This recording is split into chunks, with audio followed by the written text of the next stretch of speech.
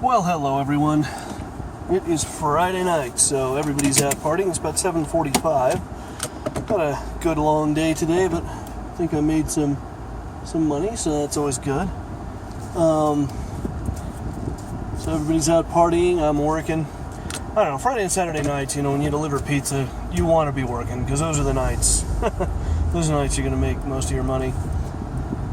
So, it's not that bad, and since it is 7:45, I've kind of missed rush hour. I think I can go home the fast way. But I don't know. There's so much freaking construction on that street, and it's weird, because it'll be done, the construction will be over, and nothing will have changed. Like, everything will, no new surfacing, no new striping, just completely the way it was before. Orange cones are gone. And it's status quo. So I don't know. I never quite understood, that whole thing. Anyway, I kind of wanted to expand a little bit about what I was talking about yesterday. That need that people have to believe things that are not true. And I'm not getting into I'm not saying necessarily like religion or spirituality or any of that stuff, because there are those people that sort of say, well, there's no evidence of God, but I know in my heart that he exists, and all right, yeah, whatever, that's I'm not a terribly religious person, but okay, if somebody says, well, I am, and I believe in that stuff, all right, that's fine, there's nothing wrong with that. But there's something wrong when people start denying reality. When reality, I'm trying to think of how to put this. Like the Newt Gingrich thing, the no, violent crime is on the rise. Well, no, it isn't, and like when I was a kid, the big thing was violent video games. Violent video games cause violence, and it's like, there's no evidence to support that. There wasn't then, there isn't now. And at least back then, there was no evidence either way. There just wasn't any data. We just did not know. And so people could maybe argue that concern was legitimate. But now, we have the data, to the degree you can't disprove something. You can't prove, no, violent video games are not harmful. What you can show is that there are millions and millions and millions of people who play violent video games who never, ever, ever, ever become violent. In fact, along those lines, there's this really interesting book. It was written in 2008. It's called Grand Theft Childhood. And the two people who wrote it was a married couple. They're both doctors. I think they're when I say doctors, they're both PhDs. I think they're, university professors or something. But they wanted to do a study on this because they were fascinated by the question itself, and up to that point, all the studies that had been done by groups that had some interest in finding a certain way. The Entertainment Merchants Association sponsors a study that shows, big surprise, violent video games, no problem, they're harmless. The Sutherland Institute does another study that proves that, we're all screwed. Violent video games are the downfall of society. And, for some inexplicable reason, we're not out raping and murdering each other, but that's coming, because, And so they kind of just said, we want to study this. We're going to do the data, we're going to study the statistics, and what the hell did I just hear? I swear to God, I just heard something like scrape. Huh. Anyway.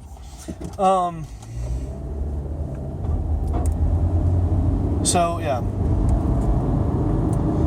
So, these guys, and I don't remember their names, you can find them on YouTube and stuff, they kind of sat down and did all these studies and, questioned kids about, what kind of video games do you play? They looked at what video games were popular, and they just ran into that problem where it's video games have been getting steadily more violent, steadily more graphic. Violent crime is on the decline overall. I can't remember, when they wrote the book, they released, here are the 20 most popular video games, and, 2 of them were really violent. One of them I think was I'm trying to remember what was out there, but I think Twilight Princess was one, and one, One was like, Smash Brothers Brawl, and like, all these kind of like not terribly, I mean, yeah, there's violence, but not terribly. One of them I think was Grand Theft Auto 4, so like, okay, yeah, that one. But so they said like, okay, a lot of the most popular games aren't even really that violent. They found a statistically significant, this was the interesting thing, the one kind of interesting thing they found was that among teenagers who play exclusively M-rated games, they don't play anything else, they play M-rated games, and they play more than 2 hours a day, I think it was. Among that population, 15% of those kids engage in what they call antisocial behavior, which is a statistically significant portion.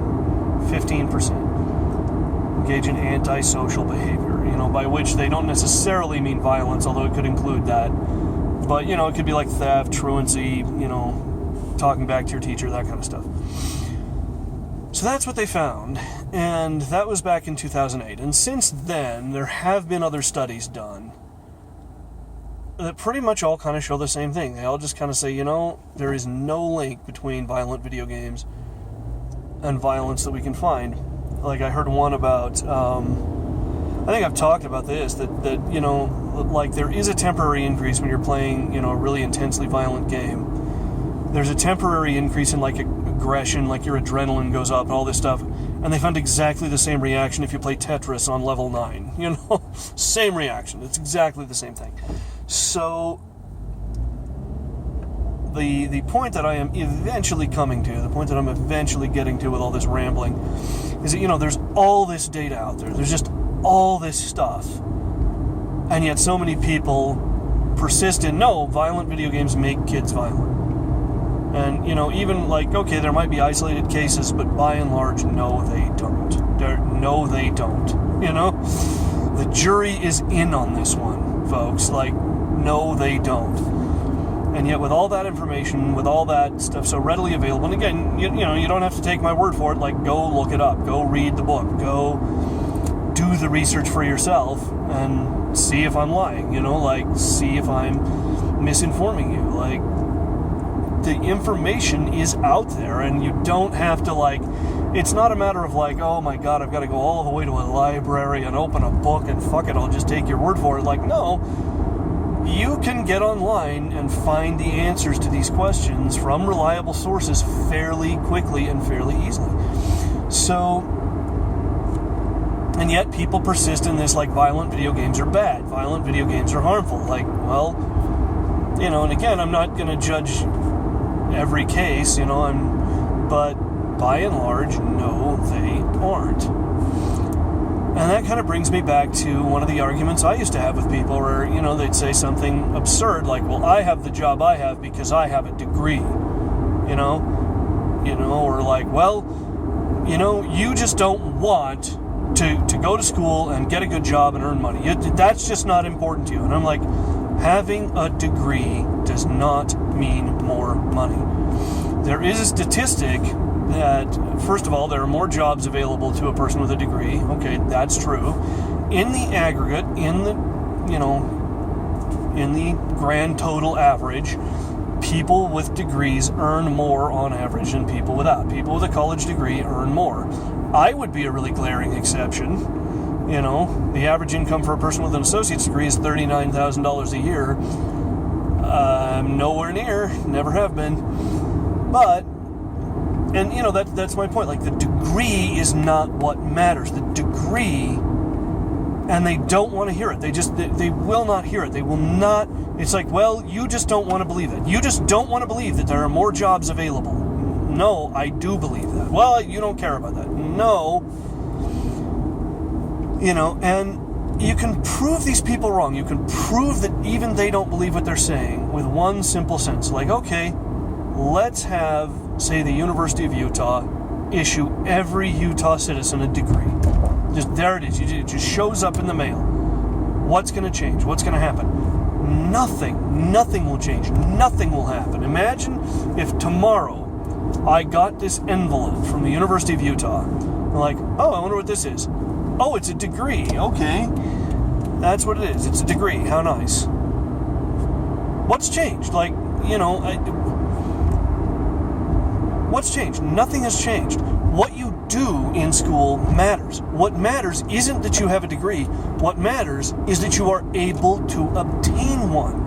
And that's a thing not everybody can do. And why? Why is it so difficult for some people? Whereas, I have at least one of my uncle who basically ditched his way to a master's degree half stoned the entire time without any effort whatsoever. And he's one of these people that's just going like, why isn't it important to you to get a degree? Why isn't it important to you to earn money? And I'm going, look, it doesn't matter whether it's important to me or not. What you do and do not do in school matters. What you major in matters. What you ultimately, if you